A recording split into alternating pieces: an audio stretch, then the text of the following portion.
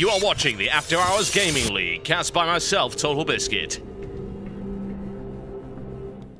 Ladies and gentlemen, welcome to the After Hours Gaming League, brought to you by Day9.tv. My name is Totalbiscuit, bringing you this matchup right here between Team Facebook and Team Yelp. From Team Yelp, I bring you in the green trunks to the south of the Metalopolis, playing Zerg. It is the one and only Ototo. And the pink trunks, playing for Team Facebook. Yes, indeed. It is Anxman, and he will be playing Protoss to the north. The After Hours Gaming League is a charity event between 8 major tech companies, where the tech titans battle it out for supremacy to support a charity of their choosing. $5,000 donation is on the line for that charity. You can check out more information by heading over to afterhoursgaming.tv. And here we go, folks. Anxman opens up with the pylon right there, and Ototo, we haven't found out exactly what he's going to be doing just yet. He's actually going for a extractor trick, as you can see. Get himself out an extra drone. And there's the Overlord. We don't know what he's going to do yet, but considering he's up against the Protoss, I would expect to see some kind of pool or extractor then pool. One way or the other. Fast expansion against Protoss is difficult. It's not impossible, but this is not an ideal map to do it on. If you're going to do it, you'd do it on, say, Tal'Darim Altar or maybe Terminus, some of the larger maps. Metalopolis is not that big. Gateway on 13 supply coming down right here for Anxman. Ototo is going to try it, and he's going to have difficulty with it. However, I think Anxman is actually not going to block this off, unbelievably. He had the opportunity, and he didn't do it. Perhaps he was assuming that his opponent wouldn't do that, but considering he spotted both of those drones down there, that is very curious indeed. I have to wonder why he allowed his opponent to do that, and that puts his opponent in a good position going forward. He can't really be complaining about that too much. Little pylon going down right there for Anxman. Nice, sensible arrangement. Nothing wrong with that. Make sure he's nice and solid and secure. His Cybernetic Skull will then go at the front, and he'll wall off with the Zealot, I would imagine. With the first simulator going. No kind of early pressure right here from his opponent. We didn't see an early gateway or anything like that. We're certainly not seeing any kind of proxy play. So Ototo is in a good, solid position going forward. It's fairly rare, honestly, against a Protoss opponent that he managed to pull that off on a map like this. But in this case, it looks like his opponent had no interest in stopping him. So we could be in for a lengthier game than you might expect. Any kind of early aggressive play by the Protoss is really not going to happen unless it's some kind of 4-gateway attack. Always a possibility, it can work. Ototo can repulse that with good spine crawler placement, some good Zergling attacks. Anxman's actually walling himself off entirely by the looks of it. I have to wonder if there's a gap right there. Doesn't look like there is. That is a very interesting move, and Anxman manages to pick himself off a free drone as well. I have to wonder if he's going to hide something here. Still, usually you would wall off with a Zealot. Maybe there is a hole there. You can never quite tell. It is a possibility. It looks like there is. There you go. He knows what he's doing. Sentry on the way up, a couple of queens coming up for his opponent Ototo, and he's looking in a good economic position thus far. Worker supply count is going to be going into the favor of Ototo quite soon. As you can see, it's not quite there yet, but he's droning up pretty hard. Not too worried about getting early, and I do mean early Zerglings. He doesn't need to worry about that too much. There are 2 gas up, and they are both mining, which means the possibility of any kind of 4-gateway aggressive play is quite low. The only real way that you'd be mining from both of those is if you were going for some kind of 4-gate using sentries, which is a possibility. He doesn't have the money to place down on the gateway now, though, so even though he's chrono boosting this Cybernetic score over and over again, I don't really expect to see any kind of 4-gateway. It is a possibility. I mean, it can happen, but it seems unlikely. Right now, here comes the scouting action coming in from Anxman. He's going to see what he can see, which is really nothing. I mean, military-wise, Ototo's not even bothering, and I hardly blame him. He's under no real threat from his opponent right now. Just a simple 2-gateway play. Could be 2-gateway into robotics. Could be looking to expand. He's got the money for it. Could be also looking into something like Dark Templar or anything along those lines, really. Although I would have thought that he'd start putting the Twilight Council down a little bit earlier than that if he was going to go for it. With the gateway coming down, and it's actually kind of a curious build from Anxman. I think he'll be looking into grabbing that expand. And here comes the Roach Warren right here for Ototo. To wonder how much information was really scouted there. There's some kind of 3-gateway pressure on the way. He didn't see the Roaches. The Roaches should be out in time to repulse any kind of real pressure play from his opponent, so I wouldn't be too worried about that if I were Ototo. Going straight into Hallucination, an interesting maneuver. Usually means that you don't want to go with the robotics anytime soon. So it can indicate some kind of 6 gateway pressure or something along those lines. That you want the scouting information, but you don't want to invest. You want a lot of sentries, you don't want any observers, you don't want to build the robotics, which is, of course, quite gas-heavy. Anxman looking to expand at some point. I'm not really sure when. Right now, his opponent has a massive economic lead on him, as you can see with the income comparison. Very, very nice lead for Ototo indeed, because, of course, he's been left completely unmolested up until this point. There is still a real possibility of some big pressure coming in, but I'm not seeing any more gateways coming down for Anxman yet. In fact, he actually hasn't turned this 3rd gateway into a warp gate, which is going to limit him just a little bit. Wants to try and get that sorted out as soon as possible. Very curious to know what he's going to spend all this gas on. He hasn't started any upgrades from this forge yet. He's going to be floating around 500 gas. He could do a good warp in of sentries, but even then, he actually only has 2 active warp gates, so it's not going to do so well. So much gas. He has to start spending it on something. And he's had a forge up for a while now. He could have started an upgrade without having to worry about his economy at all. And in the meantime, Ototo has spotted that pylon and will be looking to secure a 3rd. And this expansion from Anxman is very, very late. And really, he didn't benefit too much from it being that late. So much money being floated for Ototo right now. He really could be building an awful lot more. And he is working on it. He's done the lava inject. He's all good in that regard. Scouting information has now been acquired. Ototo starting an evolution chamber, then immediately cancelling it, which indicates to me that he's just realised that was a hallucination. Doesn't need to worry about that too much. Still very few buildings coming out here for Anxman. It still hasn't turned this one gateway in. This is really hurting him quite a lot, because that's several cycles of warp gate that he could have used, and he's not doing it. Only just now starting the upgrade, which puts his opponent Ototo in a really good position. Incredibly good position right here for the Yelp team. I would be a little concerned. The probe count is looking pretty good right here for Anxman now that he's got this fully operational, and his defense is reasonable, but he's certainly outnumbered in all respects, and that would be concerning to me. Infestation pit almost complete. We're getting the burrow upgrade as well, so some very sneaky infestor play could be coming in, and some Galil. I'm just not even going to bother. It's roach speed, folks. It's roach speed. Why would you? I swear, Blizzard put that in there deliberately.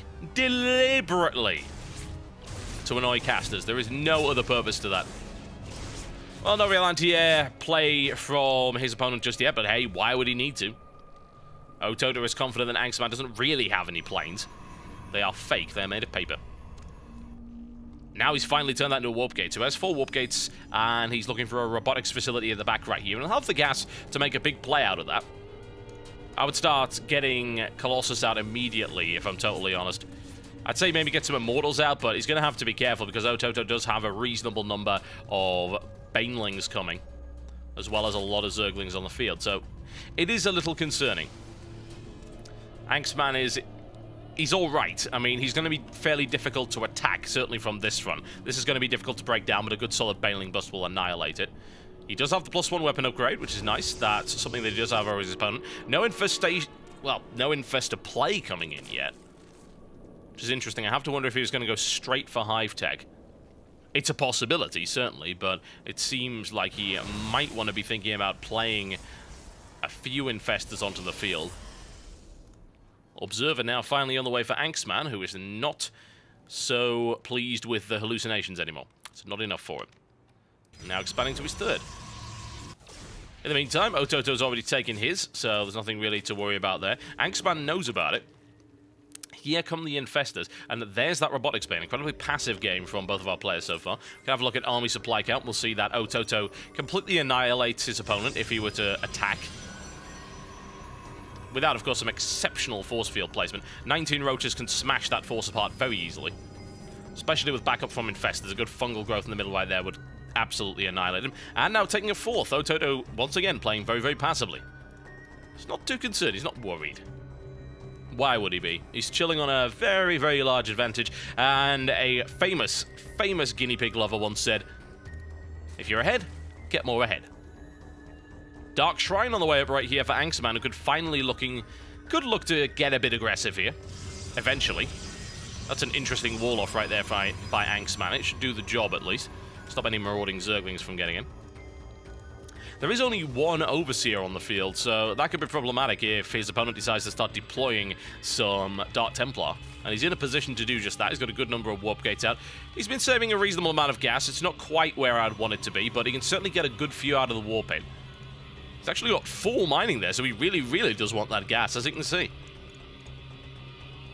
It's inefficient, but hey, just throw an extra one in there. Why not? It's good for flavor. The supply comparison is not looking pretty, I have to say, for Angstman. It really, really is not. Primarily in terms of army supply, that would be something I would be very concerned about. Hive Tech on the way up as well. Here's a Spire, because hey, why not? And Neural Parasite. Ototo has had several opportunities to crush his opponent thus far. Hasn't done so yet. He is waiting. Revenge is a dish best served cold, ladies and gentlemen. Oh, yes. And in this case, Annihilation is a dish best served extremely cold with a side of mold. That's what fungal growth is, ladies and gentlemen. That's what it's for. Ototo sitting on a good number of infestors right now. A lot of roaches on the field as well. Zerglings with +1/+1. Always a wonderful thing to have. Plenty more going in. A good defensive position right here by Angstman, who simply does not want to go anywhere right now. Curious, in fact, that he would go for the Dark Templar Shrine and then deploy no Dark Templar. He does have the gas for it.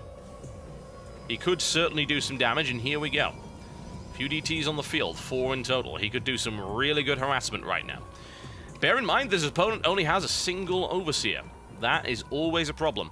There is a Spore Crawler there, but I believe it might be out of detection range. I don't know. It's very, very close.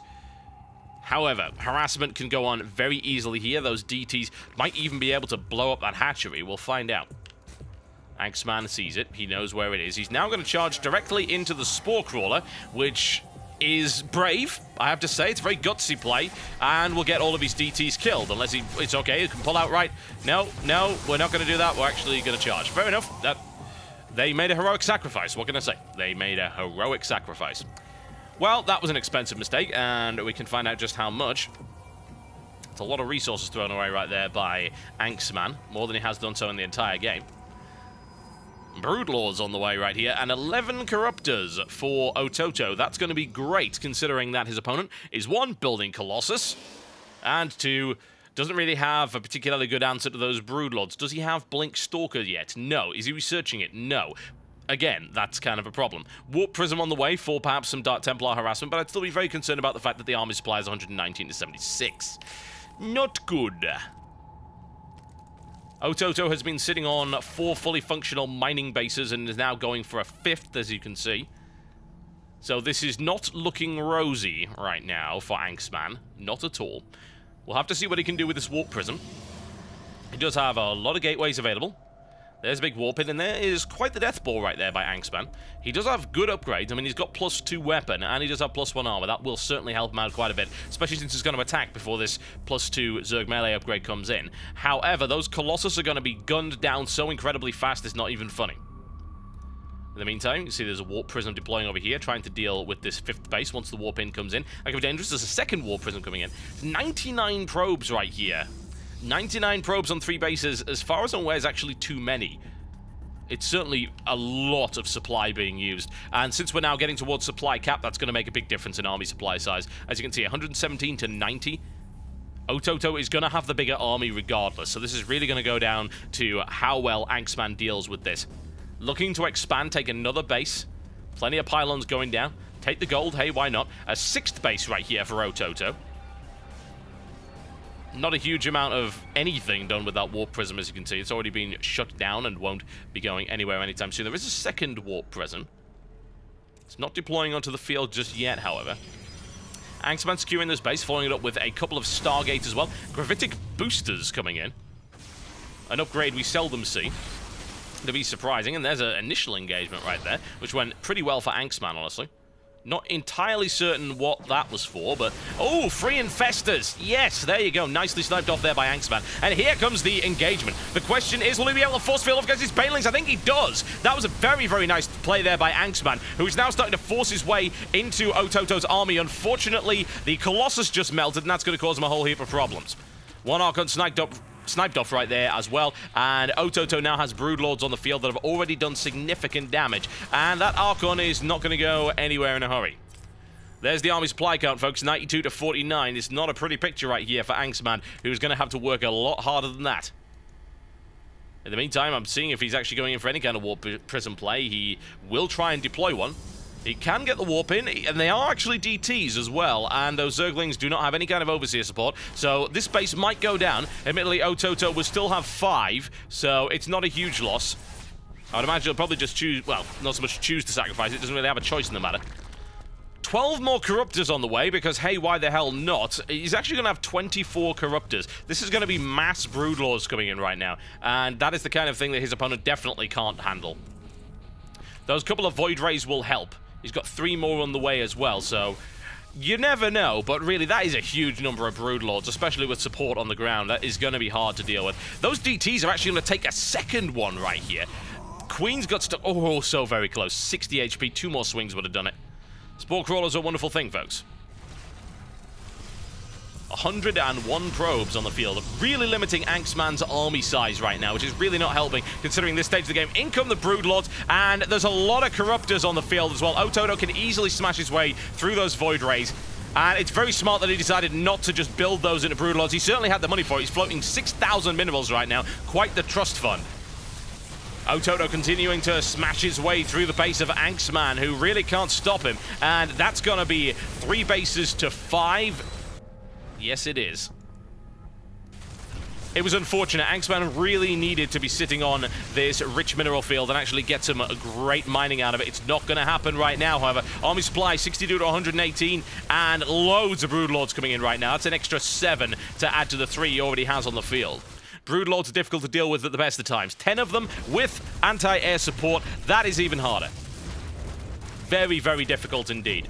I should also point out that he's gone for the +2 melee upgrade, which is really helping those Broodlings out quite a lot, doing plenty of extra damage. Anxman now forced back into a corner, and it's going to be difficult to repulse this. Incredibly hard. 88 supply to 118.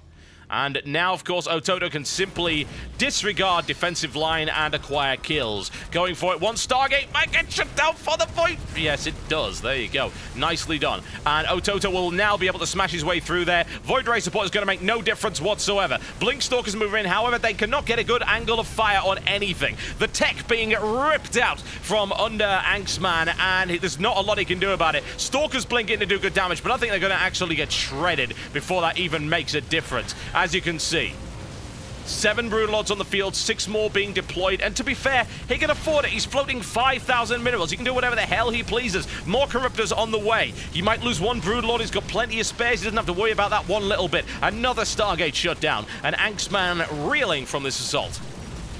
20 to 108. Not what I would call pretty. Ototo is bringing in backup. A lot of Broodlords shot down, but there's still 11 on the field right now, and Anxman has no answer to this. There's really nothing he can do right now aside from try to redeploy, and that's exactly what he's going to do. But he will die here. He doesn't have the production facilities. He certainly doesn't have what he needs to break a Broodlord force of that size. 11 in the air. Nothing left of Anxman's base right now. All of the tech gutted. There goes the ubiquitous Colossus Den. That's what we like to call it. It's gone. There's now 22 Corruptors on the field because, hey, why not? Pretty much a pure Air Force right here by Ototo, and you know what? It actually does work quite well. It really, really does. With that many Broodlords, Stalkers really are not too much of a threat at all. And now this is just going to be a slow but sure annihilation at the hands of the Yelp player. This will be very unfortunate for Facebook, who have not been winning all that many matches thus far. Not at all. They are not well placed. It's going to prove to be problematic. Ototo driving forward. 22 Corruptors on the field. Because, well, we're going to shoot at the Warp Prism, I suppose. That's really their only use. There are 70 probes and nothing else. And inadvertently, I think Anxman's just revealed his other 2 bases. And that, as far as I'm concerned, is GG right there. Where did it all go wrong? Well, Anxman just didn't attack at any point, which was the real problem. He allowed his opponent to get that fast expansion. That was the first error. God, he's floating 7,500 minerals. He can't spend them. It's absolutely absurd. Floating that many minerals and still winning. Well, there you go. Took that expansion, and then he didn't harass his opponent. He didn't do any damage whatsoever. Applied no pressure. Allowed the Zerg to get a huge force, and then just come down on him like a sledgehammer. Not good. First game in this best of 5 series, ladies and gentlemen, goes to the player from Yelp. It is the one and only Ototo. My name is Totalbiscuit, bringing in the After Hours Gaming League, and we'll be back with another match very shortly.